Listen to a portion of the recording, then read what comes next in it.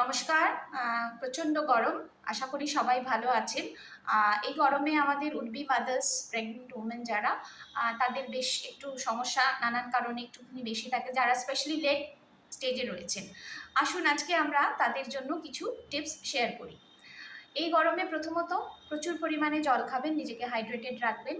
বাইরের ঠান্ডা পানীয় বা আইসক্রিম, ফ্রিজের জল এগুলো অ্যাভয়েড করে চলবেন। বাড়িতে সহজপাচ্য খাবার, প্রচুর পরিমাণে জলীয় খাবার, সেগুলো খাওয়ার চেষ্টা করবেন। আর বাইরে একান্তই যদি বেরোতে হয়, সঙ্গে রাখবেন ছাতা, জলের বোতল, সানস্ক্রিন লোশন, সানগ্লাস। আর চেষ্টা করবেন নিজের সমস্ত ওষুধপত্রগুলো ডাক্তার যা যা বলেছেন সেগুলো নিয়ম করে খাবার, ইনভেস্টিগেশন, ব্লাড টেস্ট যা যা করার সেগুলো করা, এবং গরম যতই পড়ুক না কেন আপনার ডাক্তারের কাছে নিয়মিত চেক আপে যেতে অবশ্যই মনে করে যাবেন, ভুলবেন না।